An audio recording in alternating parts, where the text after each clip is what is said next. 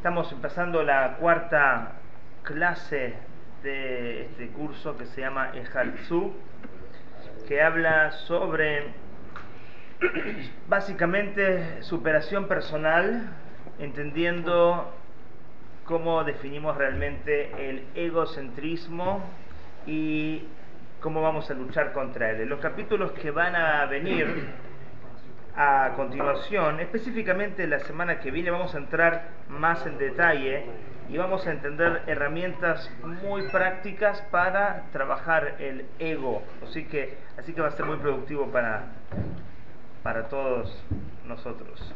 Muy bien. Capítulo 8, vamos a comenzar con la lectura. No tenemos a Dina todavía, así que dice así, voy a leer yo. Todo esto es así en el plano de la santidad, que se caracteriza por bitul. Bitul, que dijimos que era humildad, pero más que humildad es abnegación o anulación. Bitul es anulación. En verdad, en bitul el ego existe. No es que la persona naturalmente es una persona humilde, sino que no es todo lo contrario. Es una persona que quizás es egoísta o egocentrista, egocéntrica. Pero el bitul es anular ese ego que llevamos como naturaleza. Y esta es la causa de la unificación y síntesis. Habíamos hablado la semana pasada que, para recapitular un poquito, que las letras del nombre de Hashem, de Yud Kei Vav Kei, el nombre que llamamos Avaye, estas letras son 4 letras diferentes. Y si vamos a analizarlo a nivel personal, es como si fuera que hablemos de 4 personas, con 4 rasgos de carácter diferentes, pero los 4 se pueden unir. Uno vamos a llamarlo una Yud, otro una Hei, otro es una Vav y el otro es una Hei, pero los 4 se pueden unir. ¿Por qué se pueden unir los 4 a pesar de que cada uno es una energía diferente? Cada uno piensa diferente, cada uno opina diferente y cada uno tiene cogniciones, emociones y tendencias diferentes, porque todos tienen la base que se llama el bitul, la anulación. ¿Ok? En cambio, no tiene lugar en el plano del mal y la sitra ajara. Para también entender, para aquellos que todavía no están familiarizados con estos términos, la sitra ajara significa en arameo el otro lado. Cuando hablamos del otro lado, hablamos del otro lado de la santidad. La santidad se llama kedusha y la sitra ajara, el lado negativo, se llama la sitra ajara, donde su yeshut provoca total división entre entidades diferentes. En los dos lados hay entidades diferentes, pero en uno las entidades diferentes se conectan y cada una cumple su misión basados en ese bitul. Es el motor que los mueve. Y en el otro lado son todos diferentes, pero todos se pelean. Y nosotros dijimos que en capítulos anteriores que esa es la diferencia entre Yaakov, que Yaakov representa el lado de la Kedushá, de la santidad, y Esav representa el lado del mal, de la sitra ajara, el lado negativo. Cuando hablamos de, y esto lo vimos en la perashá pasada, en la perashá que leímos el sábado, hablaba justamente de esto en la conversación entre Esav y Jacob. Jacob le dijo a Esav, Yeshli kol, tengo todo. ¿En verdad él tenía todo? No, él no tenía todo, pero en su percepción, desde su perspectiva, tenía todo lo que necesitaba, y todo lo que le había otorgado a Hashem, para él era todo. ¿Y qué significa kol? Kol significa en hebreo itkalut, la inclusión de todas las cosas que uno tiene que van en el mismo propósito, que sirven a un mismo objetivo. No cada cosa separada, sino todo se une para cumplir un mismo objetivo. Eso es la Kedushá, la santidad. Cuando hablamos de Esav que dijo, Yeshli Rav, tengo mucho. Pero una persona que tiene mucho, ¿qué ocurre con una persona que dice tengo mucho? ¿Quiere más? Mañana ese mucho versus, o según la perspectiva de otro, ese mucho puede quedar siendo poco. Y ese es el problema con Esav. Y ese es el lado de la Sitra Ajará, el lado negativo.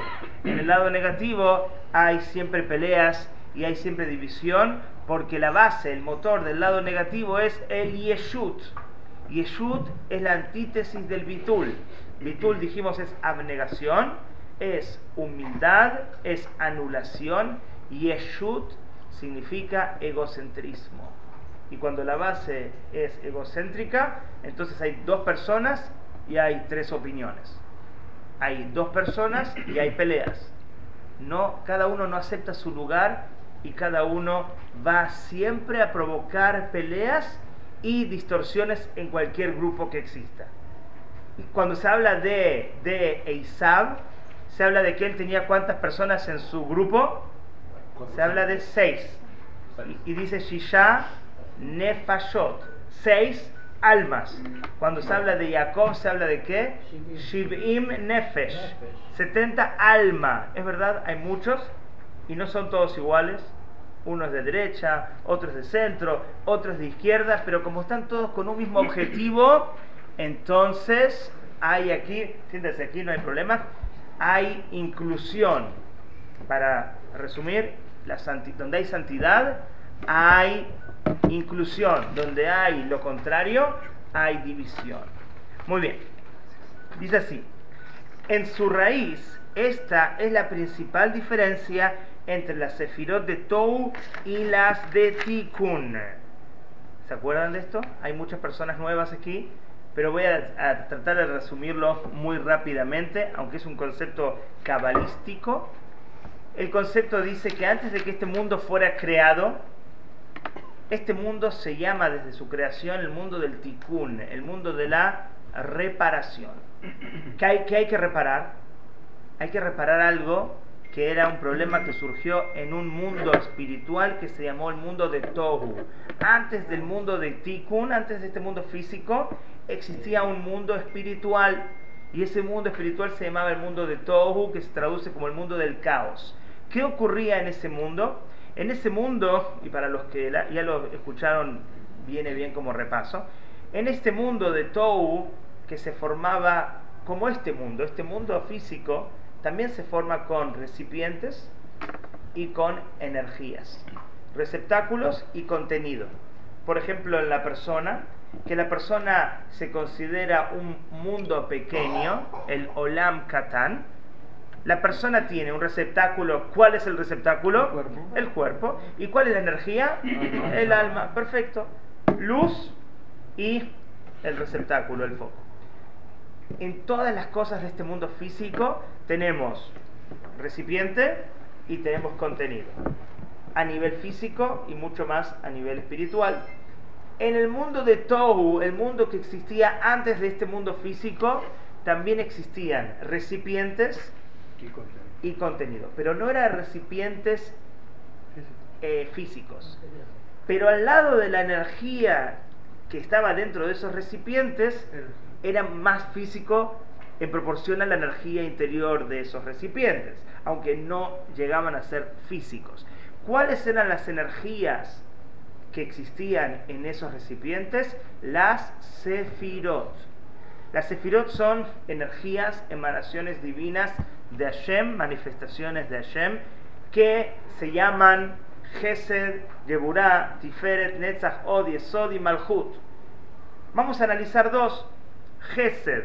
Gesed es una persona, si vamos a hablar a nivel caracterológico, una persona bondadosa, pero que solamente es Gesed, es una persona que todo el tiempo está tratando de ayudar, que está tratando de dar, que está tratando de poner siempre un oído para escuchar al otro. Y la persona que está hablando se siente muy cómoda con una persona que es Gesed. ¿Cómo es una persona de Geburah? Una persona de Geburah es una persona más estricta, una persona más rigurosa, una persona que te va a poner el oído, pero lo necesario. Ok, dime lo que necesitas y vemos cómo resolvemos esta cuestión que tú necesitas y yo paso a otra cosa. Porque es una persona más rigurosa, es más inflexible en sus criterios, es más fría, la otra es más cálida. Muy bien, entonces ¿qué pasa? Muy bien, gracias por el concepto. Si ponemos en un recipiente calor y frío, el recipiente se puede dañar. Y esto fue lo que pasó en el mundo de Tohu. Esto fue lo que pasó en el mundo de los recipientes y las energías antes de la creación de este mundo. Las Sefirot, estas energías que en principio se presentan como opuestas, Gesed y Geburah, no supieron cómo vincularse, no supieron cómo llevarse bien.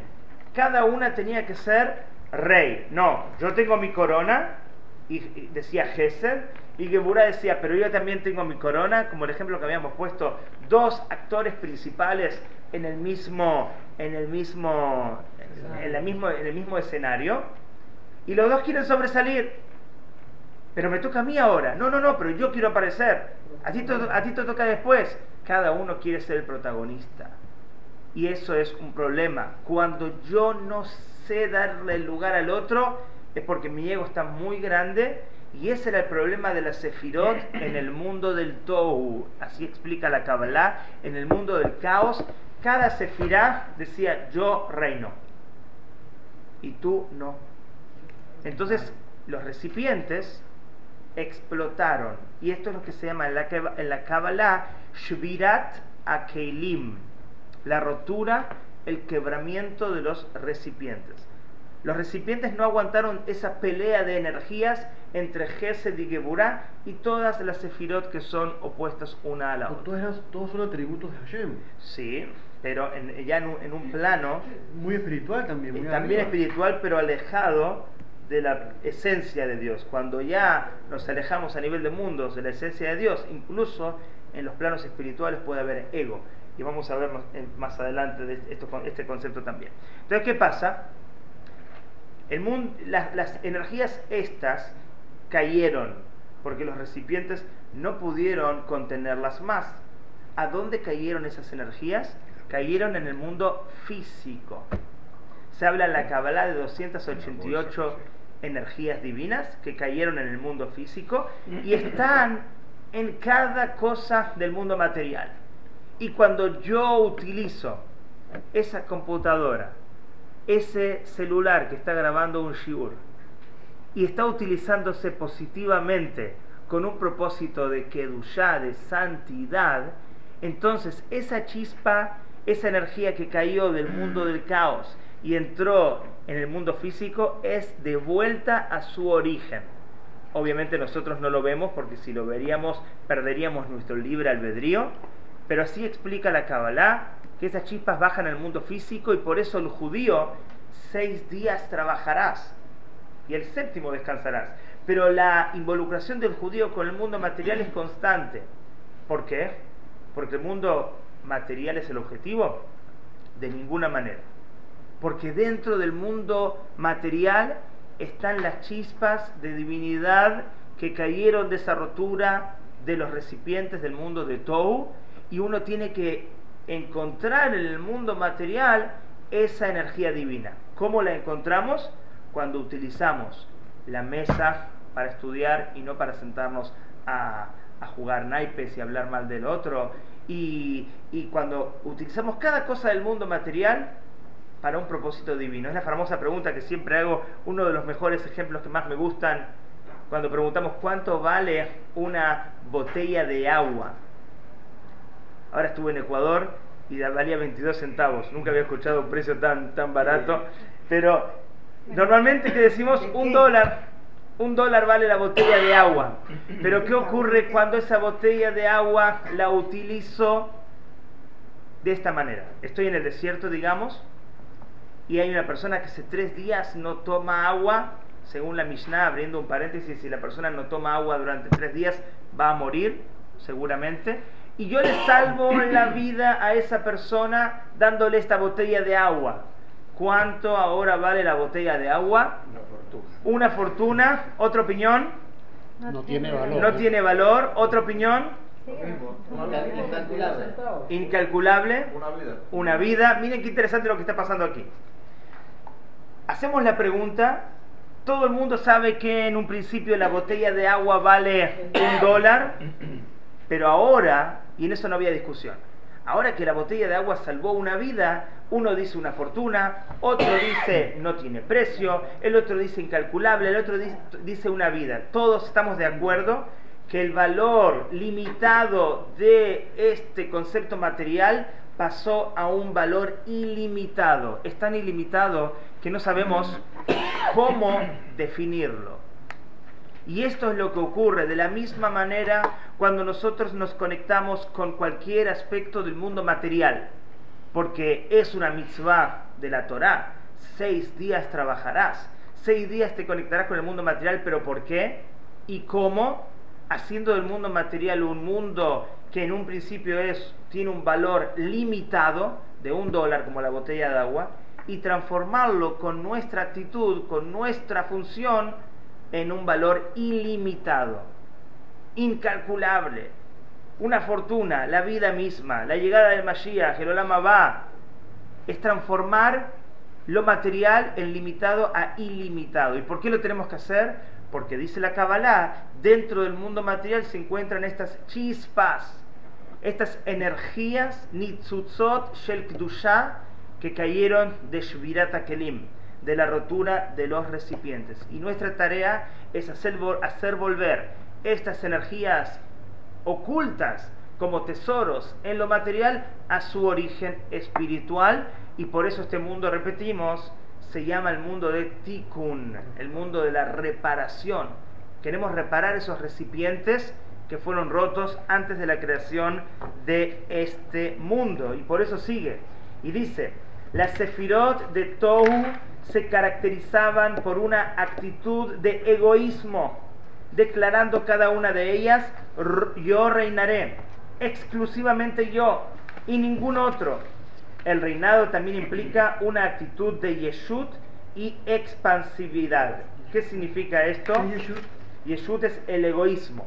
Dijimos que el yeshut es el motor de la Sitra Ahara, es el motor del lado negativo, y todas las personas que van a ser parte del lado negativo, como la familia de Esav o el grupo de Esav, van a terminar dividiéndose por el Yeshut.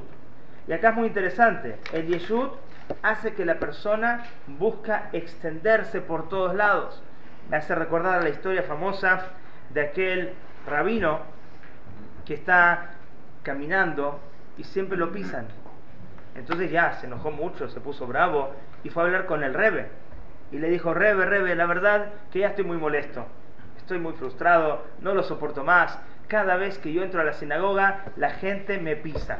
Perdón que no sacamos tantas copias, la semana que viene sacaremos más, pero pueden compartir la lectura de a dos. Es una sola hoja. Entonces dice, son 3: 29, 31 y 33. ¿Hay otro juego? No hay más. ¿Ok? Ahí el capítulo 8. Capítulo 8. Igual ya pasamos, en un minuto pasamos a la página 30, ¿ok?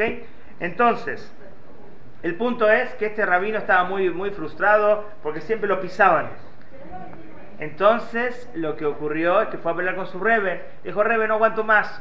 Cada vez que entro a la sinagoga, Shmuel me pisa, Moishe me pisa, Irachmiel me pisa, todos me pisan. Entonces el Rebbe, ¿qué le respondió? ¿Sabes cuál es el problema? Es que tú estás en todos lados. Cuando tú caminas, te expandes por todos lados. Y cuando te expandes por todos lados, entonces obviamente que la gente te pisa y te va a doler. Ese es el problema del yeshut, el problema del egoísmo, que la persona necesita estar en todos los lugares. ¿Ok? Sí, al toque, porque está grabando. Ok. ¿Cómo se manifiesta ese egoísmo para que nos vayan a pisar? O sea, ¿qué es lo que tenemos que hacer? ¿Qué es lo que hacemos mal? Este es un curso de 32 capítulos, tienen que venir a todos y vas a ver paso por paso cómo se expresa el egoísmo, y esto es todo lo que vamos a analizar y las herramientas para contrarrestar ese egoísmo. Lo que explicamos, y hay que también saber que es muy importante, ya que veo muchas caras nuevas, aquí en este curso vamos a analizar muchos detalles de cómo se expresa ese egoísmo que ni nos damos cuenta nosotros. Y esto es lo que se llama en el judaísmo sinat hinam, el odio infundado, el odio gratuito. Ese odio gratuito que es la base de nuestros problemas, es la base por el cual no podemos cumplir con la mitzvah de amarás a tu prójimo como a ti mismo, y eso es lo que necesitamos para traer al Mashiach, a reparar el odio gratuito. ¿Cómo se expresa el odio gratuito? La novedad es que, como decimos siempre, aparece una persona nueva que llegó a la sinagoga, por ejemplo de Venezuela, y han llegado muchos, o de Uruguay no, porque de Uruguay ya no están llegando tanto. Entonces llegó alguien, ¿ok? Y yo, apenas entra, lo veo a la cara, veo su gesto, veo cómo se mueve, y no me cae bien. No sé ni cómo piensa, no sé cómo se conforma su familia, no sé, ya le puse el dedo. Hay un juicio de valor inmediato. Y después me quedo pensando, yo no sé realmente por qué no me cae bien esa persona, por qué no hay química, por qué es una cuestión de piel, por qué no lo soporto. Lo decimos esto de muchas maneras. Y te digo a ti, oye, ¿tú también percibiste lo mismo que yo percibí? Y tú me vas a decir, no, pero, oye, fíjate bien, hay algo ahí que no encaja. Y tú dices, no, y mañana, ya que todos tenemos defectos y todos tenemos algún problemita en lo cognitivo, en lo emocional, en lo conductual, ¿qué va a ocurrir? Mañana yo voy a ver algún detalle de esa persona. Mañana, en vez de que esa persona llegue a las 7 de la mañana a la sinagoga, llega a 7:30. Y yo digo, ¡ah! Ya entendí. La profecía que yo tenía sobre esa persona, esa inspiración que Dios me dio para decir que esa persona no vale tanto. Y te lo digo a ti, y tú dices, ah, bueno, puede ser. Ok, tenías razón. Eso que nos pasa a todos, con todo el mundo, o dentro del mundo con algunas personas, eso es una expresión del Midian que tenemos adentro. Esa es la nación con la cual comenzamos el curso, de donde comienza todo este problema del odio gratuito. Y este es el egoísmo, el yeshut, que provoca que nos separemos de las personas, de que exista lo que se llama el pirud alevavot, la separación emocional entre nosotros.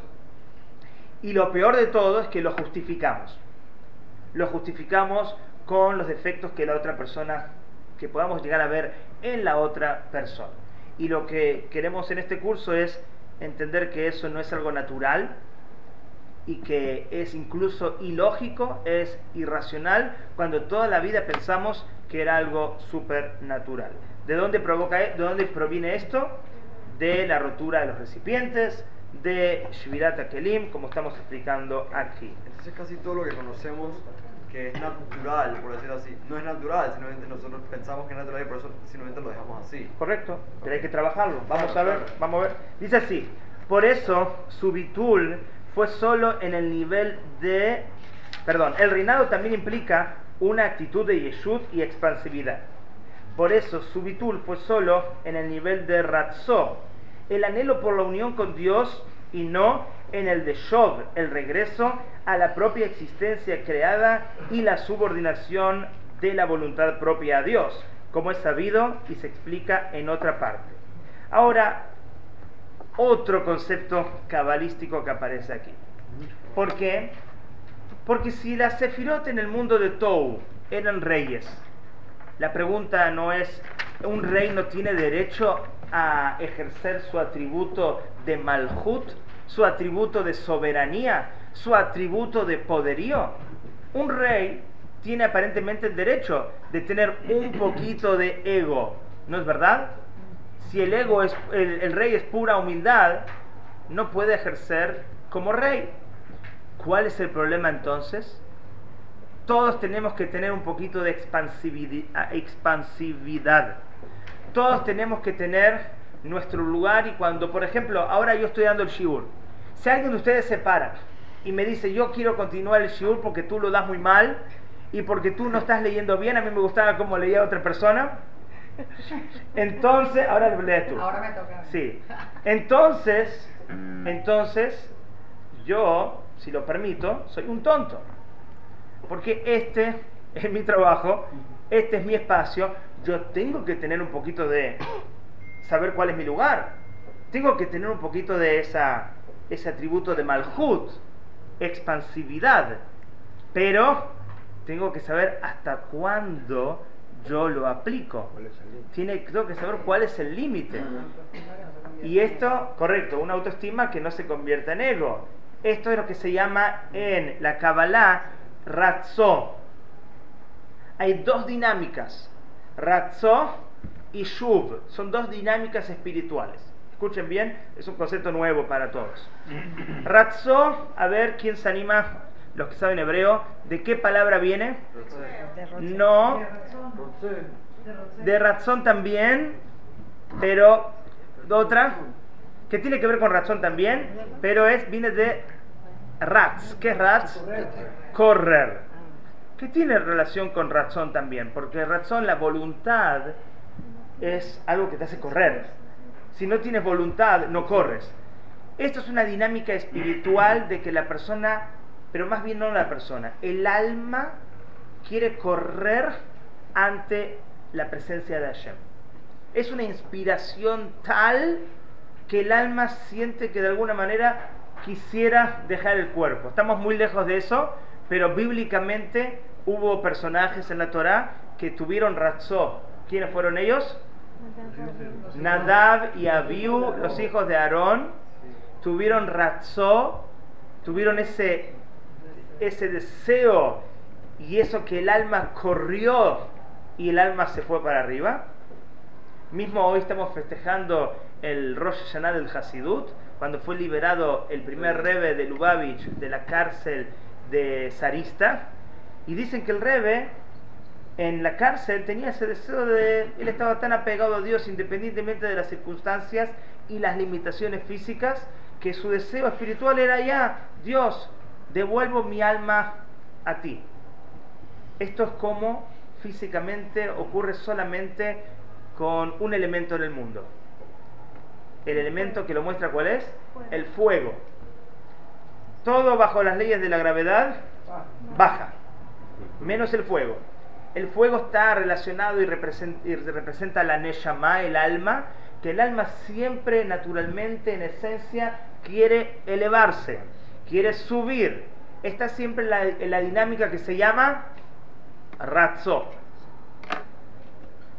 Pero la Neshama debería saber que tiene que asentarse en un cuerpo, porque la verdadera misión no está en lo espiritual, no está en el cielo. La misión está ¿dónde? En la tierra. Y ahí viene la segunda dinámica. La segunda dinámica, ¿cuál es? Shuv. Shuv se traduce como asentamiento. Muy bien, de Yoshev, de la Shevet, asentarse, de regresar, Shav. Muy bien. El punto, ¿cuál es? Necesitamos las dos dinámicas. La inspiración y también saber que tenemos que cumplir nuestra misión independientemente de la inspiración. La inspiración nos ayuda a poder entrar en el mundo material y que el mundo material no nos corrompa y poder afectarlo positivamente. Otra cosa muy interesante para que sigamos entendiendo estos dos conceptos, Ratzó y Shuv aparecen perfectamente en el Shema Israel. En el primer párrafo del Shema Israel es la idea de Ratzó. ¿Por qué? ¿Qué dice el primer párrafo? Amarás a tu Dios con todo tu corazón, con toda tu alma, con toda tu fuerza. O sea, es todo inspiración, amor. Es emocionalmente, quiero conectarme con Dios. ¿Y qué dice el segundo párrafo? Hay que trabajar la tierra, hay que poner tefilín, hay que cumplir las mitzvot. Baja. Esa inspiración, ese ratzó, tiene que bajarse en el mundo físico. Ese es el significado. Y esto mismo, ¿qué pasa? Si yo soy solamente ratzó, si yo estoy tan inspirado y en vez de estudiar hasta las 9:45, que es el shiur lo hago hasta las 12 de la noche, ¿yo qué provoco con ustedes? Queda solo. ¿Eh? Queda solo. No, pero me quedo hasta las 12 y tranco la puerta. La próxima clase no viene nadie. ¿Eh? Muy bien, la próxima clase no viene nadie. Si hay mucho ratzó, mucha inspiración sin límites, sin shuv, hay un problema.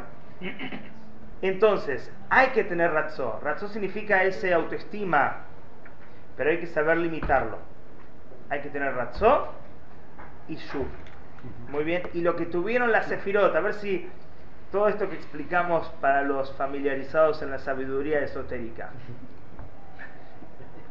¿Qué pasó con las sefirot en el mundo de Tohu? ¿Qué tuvieron? Ratzó. Solamente ratzó. Lo que tuvieron las sefirot en el mundo de Tohu fue solamente ratzó. Los que están nuevos hoy en esta clase y no comprenden algunos conceptos, llámenme mañana y hacemos un shiur aparte. Era un yeshut, era un yeshut con ratzó puro. Es un Era un yeshut, egoísmo, cada un uno era un egoísmo egoísmo expansivo, para estar conectado con Hashem de una manera egoísta. exacto. Exactamente. Entonces dice así: ratzó no es una expresión de verdadero bitul, sino que se basa en el sentimiento de la propia identidad. Soy yo el que quiere estar conectado, soy yo el que está inspirado. Y es allá dentro hay un ego que es muy sensible y es muy delicado. La persona puede confundirse y pensar de que soy la persona más tzadik del mundo, pero en verdad detrás de esto puede haber un ego también muy espiritual, más difícil de identificar. El individuo desea unirse a Dios. 29. El verdadero bitul se expresa principalmente en la actitud de shov o shuv, y esto no existía en la sefirot de Tohu a causa de su yeshut. Entonces eso fue lo que dijimos. Las sefirot en el mundo de Tohu tenían ratzó, pero no tenían shov o shuv. Ellas querían unirse a Hashem sin importarles realmente qué es lo que Hashem quería. Miren qué frase, qué sentencia tan fuerte. Querían unirse a Hashem sin saber realmente qué Hashem quería. Si Hashem quiere que yo trabaje, si Hashem quiere que yo me dedique a ser un mejor judío en el mundo material, porque esa es mi misión, si fuera mi misión, y yo quiero estar todo el día apegado a la inspiración, a la meditación, al estudio, como la famosa historia del Baal Shem Tov. El Baal Shem Tov visitaba pueblos y llegó a uno y había un jajam que estaba todo el día estudiando. La gente lo consideraba el tzadik de la generación. Pero si alguien venía y tenía una pregunta, no respondía. Rabino, tengo una pregunta, tengo un problema con una persona con la cual hice negocios. Él no respondía, él seguía estudiando Torah. Rabino, tengo un problema de Shalom Bait. No respondía, él seguía estudiando Torah. Rabino, tengo un problema del cual sea. Él seguía estudiando Torah. El Baal Shem Tov le susurró a los oídos y le dijo: ¿por qué le quitas la parnasá a Dios? Ahí el tipo dijo: ¿yo? ¿Yo le quito algo a Dios? Yo soy la última Coca-Cola del desierto, yo le doy a Dios. Y el Baal Shem Tov trajo al versículo famoso de Teilim, donde dice que Hashem se asienta en las plegarias de los judíos. Es decir, cuando los judíos vienen y le dicen a otro: ¿cómo estás? Y el otro responde: Baruch Hashem, Yoshev Teilot Israel. Y el otro dice: Baruch Hashem, y hay ese vínculo entre los dos. Hashem se siente con najes, Hashem se siente con gusto de eso. Pero cuando un judío está solamente estudiando Torah y no está ocupado de las necesidades de su prójimo, cuando el prójimo lo necesita, entonces Hashem no se mantiene, no se sustenta espiritualmente de esa actitud. Y esa persona piensa que él está súper conectado con Hashem, pero en verdad él está conectado solo consigo mismo. Muy difícil decir que ese deseo tan fuerte de acercarse a Hashem viene de un lado egoísta, Sí. si no quieres en verdad regresar como a tu misión. Pero si nosotros fuimos mandados, somos almas en cuerpo, si Hashem nos manda por 70, 80, Bezrat Hashem 120 años, y nosotros estamos aquí, como no estando aquí, entonces esa actitud no va en contra de la voluntad de Hashem. Seguro es un concepto muy nuevo esto, como seguro es un concepto que no se ha hablado. Bueno, estamos hablando de cosas bastante novedosas, si no, no tuviéramos tanta gente. Había que traer algo nuevo a estos cursos en Betel. Pero eso es una cosa, sí, es muy novedosa. Al principio puede ser un poquito difícil de entender, pero el rey David lo dice. En un versículo dice, Kirvat Elohim li tov. Acercarme a Dios me hace muy bien. Se puede entender de una manera de que me hace bien, porque obviamente a todos nos hace bien conectarnos con la Torah, con lo espiritual, con las enseñanzas, con la inspiración. Pero li tov significa, es algo mío, muy personal, y hay que tener cuidado con eso. Eso se puede transformar también en un ego espiritual. Por eso hay que tener ratzó. Esa inspiración tiene que existir, pero cuando esa inspiración es real, cuando podemos conectarnos con una persona que está incluso en un nivel más bajo que nosotros, salir de nuestro nivel personal para ayudar a otro. Pero si me cuesta salir de mi nivel personal y me quedo en ese nivel pensando que eso es pura kedushá y no bajo al otro, eso es una manifestación de mi propio egoísmo. O sea, básicamente es la práctica de lo que uno aprende. 100%. Ya, eso es todo. 100%. ¿Sí? Es someter incluso el ego espiritual, Sí. que también existe. Muy bien. Entonces, recordemos que la base de todo esto está en el mundo de Tohu, que era un mundo netamente espiritual. Muy bien.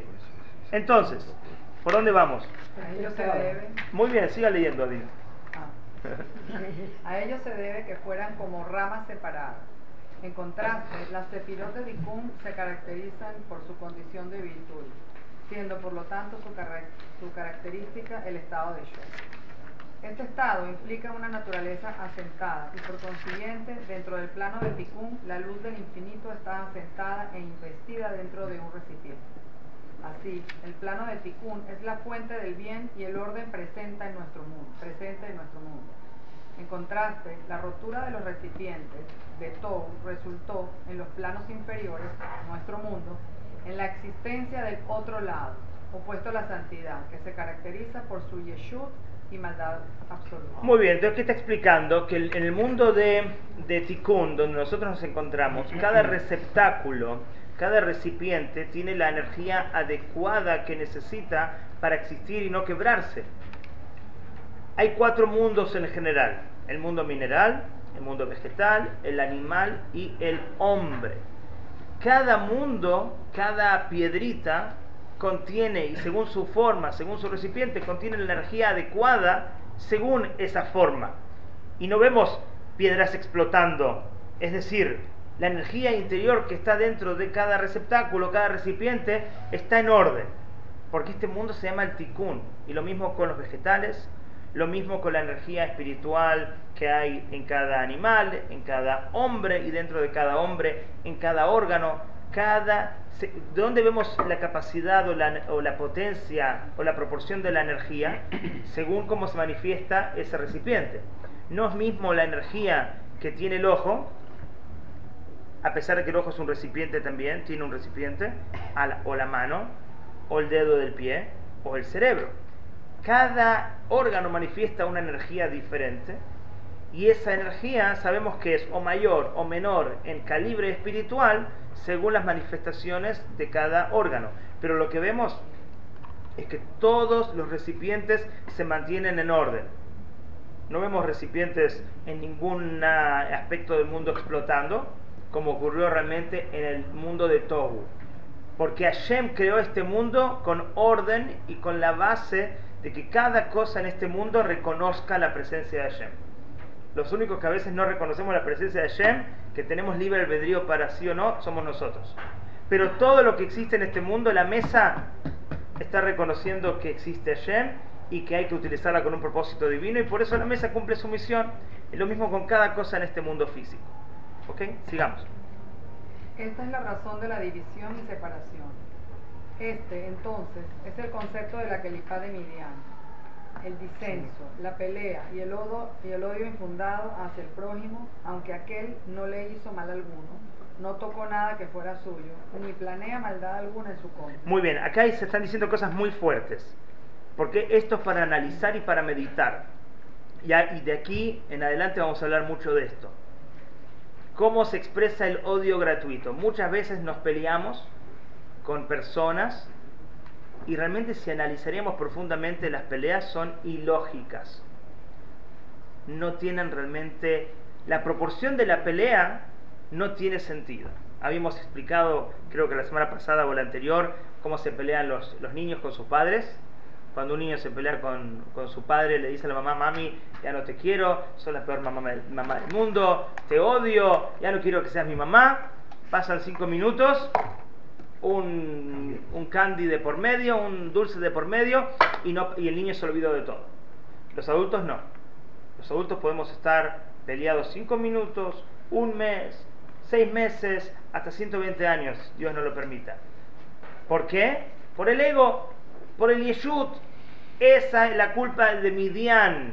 Midian es el que nos dice: es lógico estar separado emocionalmente de tu prójimo por X motivo. Pero si analizamos profundamente ese X motivo, es ilógico para que provoque consecuentemente una pelea que dure meses, que dure años. Es ilógico. Ocurre en las mejores familias y no se va a entender nunca. Y esto viene ocurriendo hace miles de años y es realmente ilógico que por un detalle X ya hijos no se hablan con padres, padres no se hablan con hijos, hermanos no se hablan por decenas de años. Es algo totalmente ilógico. Y esto es culpa de Midian, es culpa del ego, es culpa del yeshut, es por falta de bitul, es por falta de entendimiento de todo lo que estamos hablando en este curso. Y a pesar de que algunas personas están nuevas y pueden sentir algunos conceptos cabalísticos que no sean bien digeridos, les recomiendo seguir viniendo porque hay cosas muy buenas que se vienen en las próximas semanas. Seguimos, Dadina. Pasemos a comerciales. Él simplemente no lo puede tolerar, lo odia totalmente, al grado de que no le puede hablar ni participar con aquel en ningún emprendimiento, siquiera uno de carácter sagrado. Oh, mire qué impresionante este punto. ¿Esto pasará en las comunidades también? ¿Pasará en las sinagogas? De repente, yo con Marcos Cohen me puedo fácilmente, tengo la relación muy buena con él, vamos a hacer un proyecto, lo hacemos tranquilamente. Baruch Hashem, Bli Ain Hara, no hay problemas. Pero de repente, con otra persona, fulano de tal, ok, que no está aquí, le digo: vamos a hacer un proyecto, y me mira como: ¿tú y yo?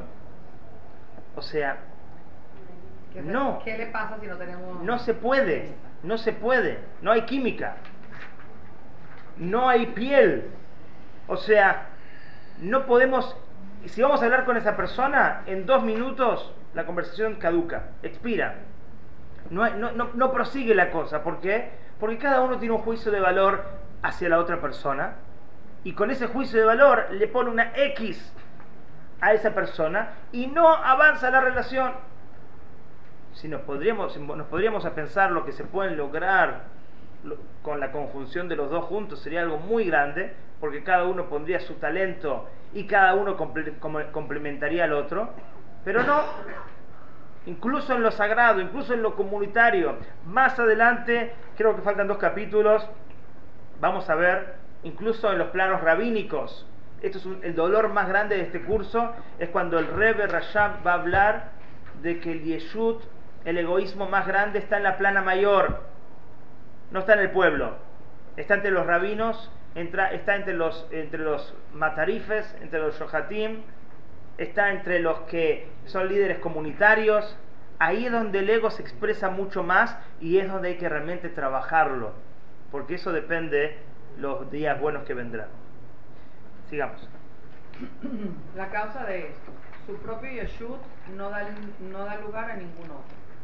Él se opondrá a otra persona, pese a que ella jamás le hizo daño y no siente animosidad específica alguna en su contra, por el mero hecho de que aquella otra persona existe en el mundo. Mira qué fuerte lo que se está diciendo.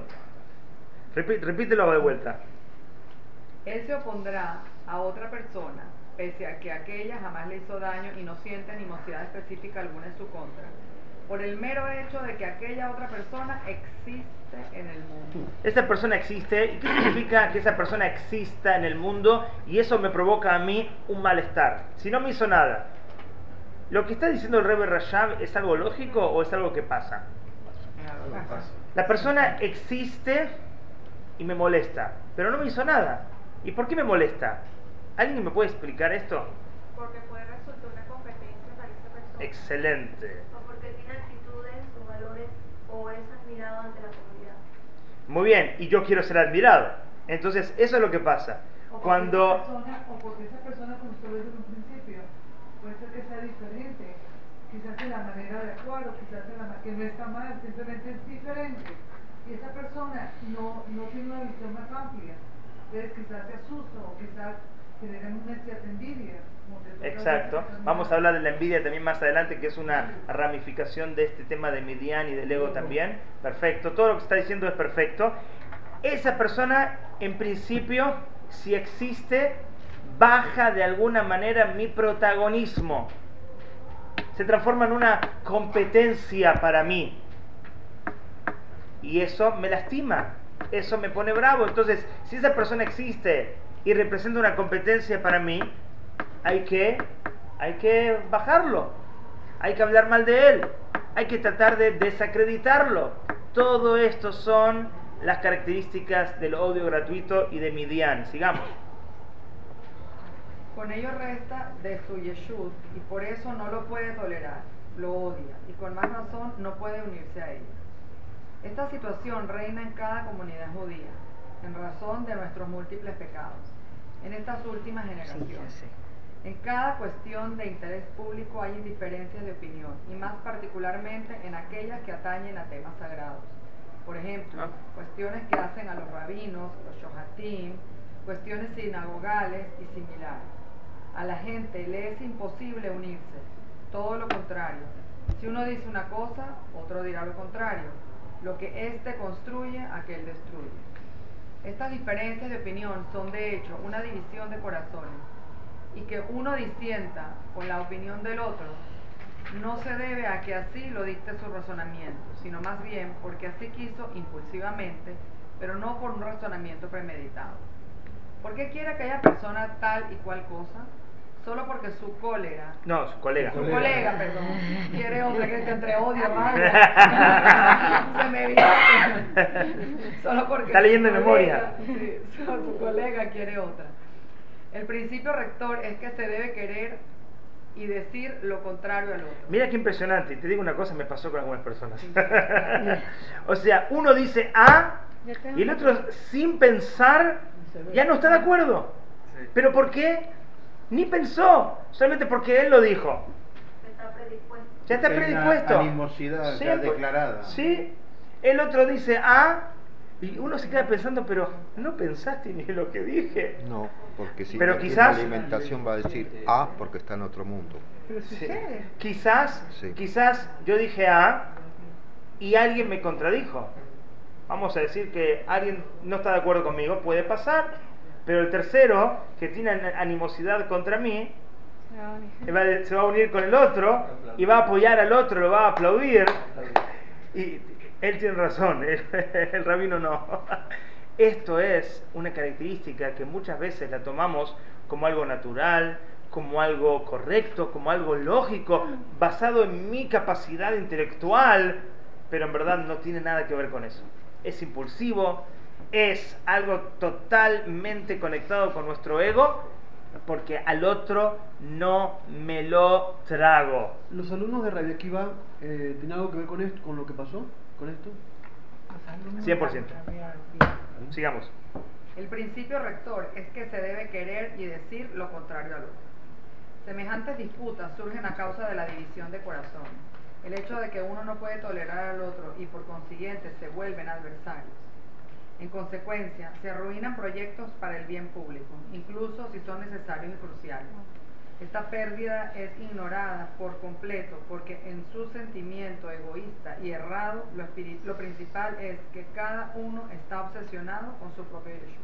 Y cada uno está obsesionado con su propio ego y basan todas las opiniones en su propio ego. Y quizás la persona sabe muchísima Torah y él te puede hacer lógico su ego con todo tipo de planteamientos, con todo tipo de raciocinios, pero en verdad la base de todo eso es su propio ego. Un ejemplo sería la política, ¿no? Sí, obviamente que la política, esto es de todos los días. Lo duro es entender de que esto puede pasar en las comunidades judías, en los planos sagrados. Pero lo que sucede realmente es, o sea, varias veces o sea, al día nosotros tomamos decisiones basadas en nuestro ego, o sea, sin darnos cuenta, pero eso no tiene, o sea, eso es normal en una persona, o sea, quizá no es natural, como decimos aquí, que quizá no debe ser natural, pero es normal, o sea, es como decir Es que, normal hasta que te des cuenta de que debe ser diferente. claro, entonces lo que Decimos así. Es lo que estamos acostumbrados. Sí, lo que estamos diciendo aquí es que quizás, a ver si entiendo, debemos cambiar ese sentimiento, o sea, tratar de acostumbrarnos a sentir que lo estamos haciendo por nuestro ego, no, sino que lo estamos haciendo por Hashem. Cuando venga el ego y se exprese, primero reconocerlo. Sí. Lo que está escrito es, cuando una persona sabe que está en una situación difícil, va a empezar a trabajar para esa situación. Exacto. Si una persona no lo sabe, entonces va a pasar toda su vida en la misma situación. Entonces, esto lo que nos ayuda es a despertarnos y a empezar a considerar y a plantearnos, reflexionar y a filtrar, saber si todo lo que estoy haciendo, por más que esté conectado con lo espiritual, es realmente espiritual o está mi ego involucrado. Y si reconozco mi ego, trabajar con ese ego. Pero principalmente es reconocer. Eso es lo fundamental aquí. Bueno, vamos a estudiar, a seguir, vamos a ver si podemos avanzar rápidamente en el capítulo 9. Sí. El asunto es que la misma temática se encara desde distintos puntos de vista, psicoanálisis, socialmente. El primer paso es, como acabas de decir, hacerlo consciente. El tema es si hay alguna técnica, o sea, digamos, supongo que la respuesta... Los capítulos que vienen, técnicas para agarrar el ego y destrozarlo. Oh, wow. En unas pocas semanas vamos a ver esto de una manera muy interesante. Técnicas para practicar de noche, técnicas para practicar de día, o sea, hay para todos los momentos. Pero vamos, señora, vamos a seguir. La pregunta para después. Capítulo 9. Esta yeshut es también la causa del odio que brota entre un hombre y sus semejantes sin ninguna razón, meramente porque uno no puede tolerar a su prójimo y lo mira negativamente, hasta llegar a despreciar y burlarse incluso de todo el bien que hay en aquel. Otro punto muy importante, que aquí aparentemente está diciendo lo mismo que antes, pero no lo está diciendo. El punto es la burla. Cuando aparece el desprecio en forma de burla. Cuando el bullying, tan famoso hoy en día que Baruch Hashem se está hablando tanto de eso. En mi época no se hablaba tanto a nivel... No tenía nombre, pero Claro, por eso. Eso es lo que estoy diciendo. Pero hoy en día se habla de una manera muy tajante sobre el tema, y está muy bien cuando empezamos a burlarnos de otro a partir de sus aparentes defectos o aparentes equívocos, debilidades, diferencias. Cuando vienen esta burla y uno la hace de una forma como jocosa o como que yo soy más que el otro, ahí realmente es otra expresión de este Midian, y es muy importante saber de que esto es la base del bullying. Esto es la base del bullying. No, que existía en todas las épocas, no tenía ese nombre. Pero... Sí. Pero esto no es de esta época. El Rebbe Rashab habló de esto hace 100 años. Pero la base de la burla, no, el Rebbe Rashab 100 años. Habló de esto por el ego que representa el Midian que cada uno tiene adentro. Pero este es el agregado, el tema de la burla. Un tema nuevo. Dale. Él desprecia y minimiza el valor del servicio a Dios de su semejante y su cumplimiento de Torah y Mitzvot. Otro punto. Esa persona que tiene ese ego contra el otro, ¿de qué manera se está burlando de él? No. El otro es muy religioso. El otro puede tener barba, puede tener sombrero, puede estudiar todo el día, puede hacer muchas mitzvot, puede hacer las campañas más famosas para ayudar al prójimo, pero el otro se va a burlar de él se va a burlar de una manera directa, y lo que él en verdad quiere hacer es bajar, desprestigiar lo bueno que el otro está haciendo. Le va a buscar la quinta pata al gato. Va a decir, no, pero todo lo que hace, lo hace por ego, cuando el ego es de él. Todo lo que hace es para llamar la atención. Y bueno, nos pasó a Benji y a mí cuando hicimos el video famoso de Facebook. No sé si lo vieron, pero había de todos los comentarios, había uno de los comentarios que como que decía que lo que estábamos haciendo por ego. Quizás tiene razón, pero no es el objetivo principal, y hay muchas cosas positivas. No era Jaco.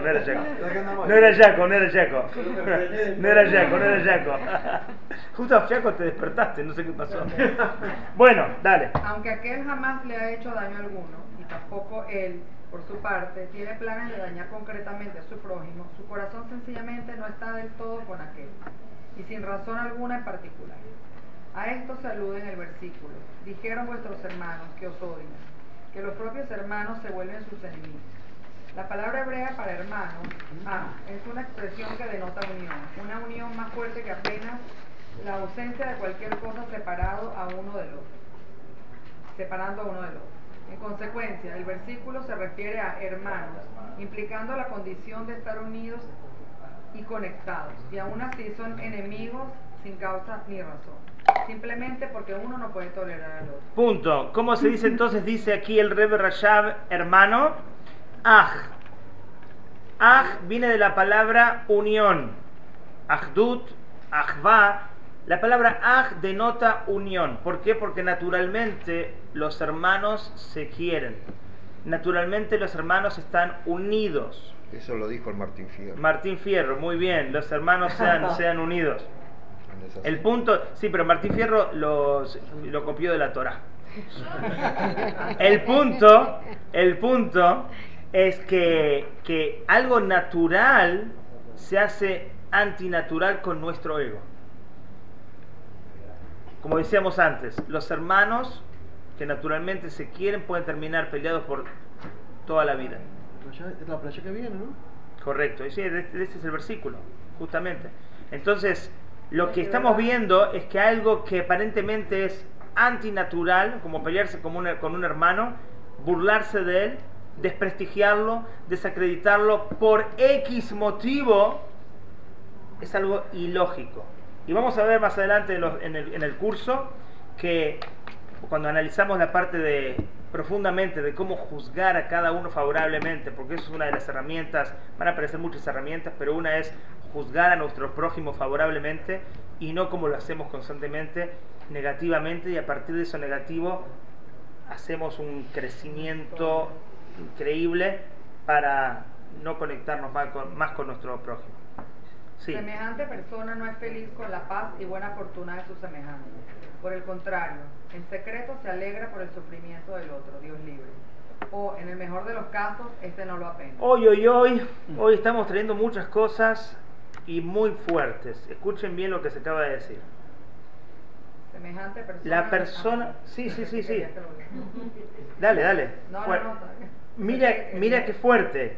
Semejante persona no es feliz con la paz y buena fortuna de su semejante. Vamos a ser sinceros.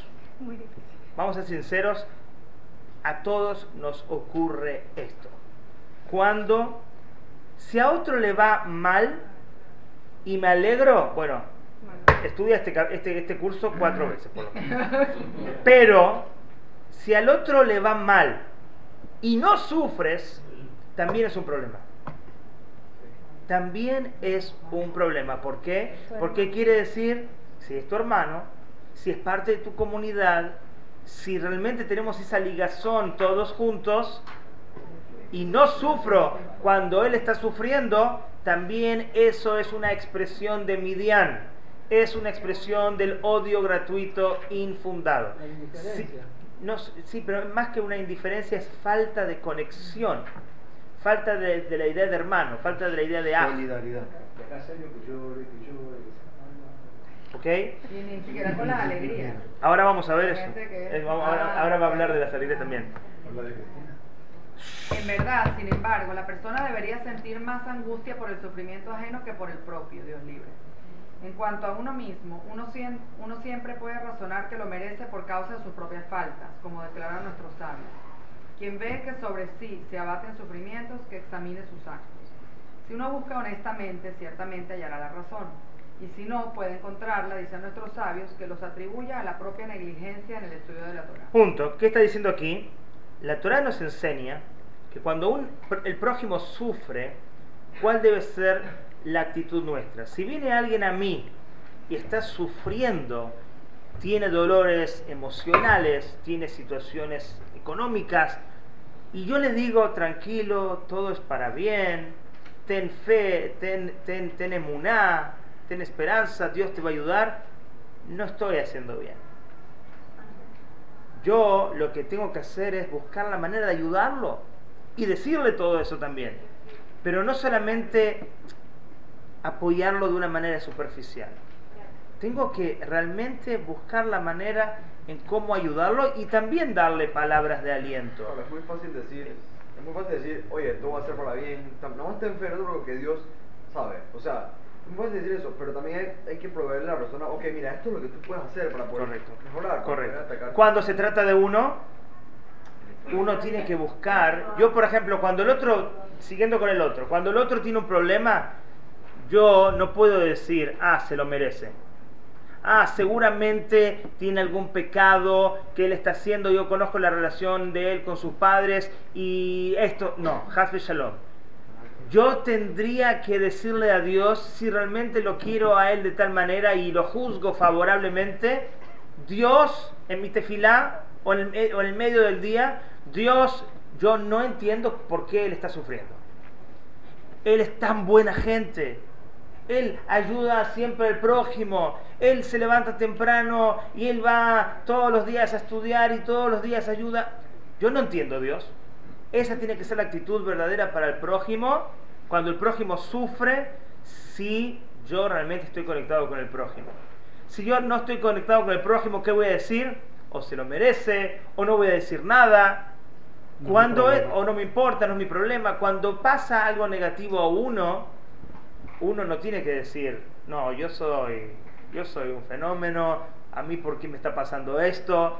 Uno podría buscar personalmente los motivos de sus equívocos y cómo ellos están trayendo diferentes cosas a su vida. Entonces uno mejora en esas cosas y quizás desde Hashem soluciona el problema que vino, que en verdad el problema vino a despertar a la persona para que la persona llegue a un nivel superior. Pero en relación al prójimo, yo tengo que decirle a Dios, la verdad, yo no entiendo. Él no se lo merece. Cuando algo me pasa a mí, sí, me lo merezco y voy a trabajar para mejorar porque sé dónde está la piedrita en mi zapato y la voy a sacar. Y después de eso se va a arreglar todo. Esa es la actitud para con nuestro prójimo. Pero si esa actitud no está, entonces, señores, Midian está ejerciendo su autoridad. Sigamos. Tomando conciencia de la causa, no sentirá angustia por sus propios sufrimientos. Todo lo contrario, dado que esto se rectifica en el alma, los aceptará con amor. Estas suposiciones no pueden hacerse, en cambio, en lo que concierne al sufrimiento ajeno.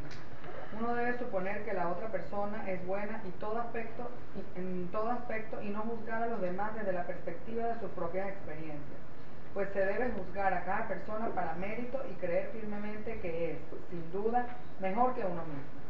En consecuencia, uno debería estar sumamente conmocionado por la aflicción de sus semejantes y su sufrimiento, y suplicar para éste la misericordia divina. Y si sabe a ciencia cierta que el comportamiento de su semejante no es bueno, lo reprenderá en privado y le reprochará sus malas acciones de manera tal que en virtud de ello aquel regresará a Dios y él se apiadará de él y retirará su ira de él. Pero cuando uno no sufre por el dolor ajeno y peor aún, se alegra de ello, su sentimiento está motivado por el odio que le tiene, un odio infundado. Wow. Señores, bien fuerte. Si hablamos y queremos buscar en este curso un poquito de humildad, aquí también se dijo entre líneas cuál era y cómo se caracterizaba la humildad de nuestro maestro Moshe. Moshe Rabbeinu, dice nuestro Jajamín, ¿por qué era humilde y en qué se representaba la humildad de Moshe? En dos cosas. él decía que si otro hubiera hecho el trabajo que él estaba haciendo, lo hubiera hecho mejor.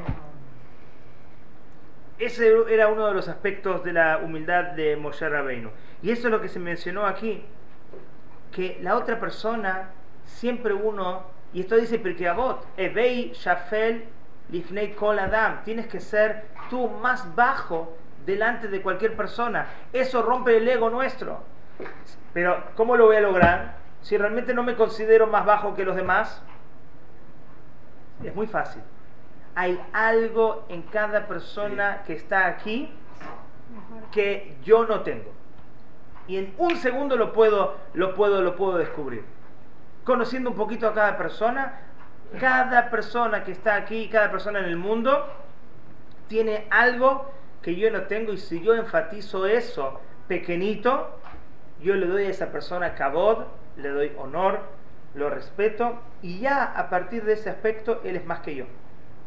Pero si yo voy a enfatizar lo contrario, donde esa persona y yo somos una competencia, somos rivales, entonces hay un problema, porque yo quiero ser mejor que él. Cuando Midian, el ego, Yeshut, es el motor, entonces hay piruda levavot, hay separación emocional. Pero cuando hay humildad, esta característica que caracterizaba a Moshe, que es esto, Evei Shafel Lifnei Kol Adam, ser más humilde y encontrar en cada otra persona eso espectacular que la otra persona tiene que yo no tengo, entonces automáticamente elevo a la persona. Y no ocurre lo que decíamos antes que ocurría cuando una persona tiene ego, que bajamos a la persona. Señores, el martes que viene, si Dios quiere, vamos a organizar el salón un poquito mejor. Espero que nos acompañen y que sigan invitando amigos para venir. Les pedimos solamente una foto para sacarnos para la publicidad y el marketing de Betel.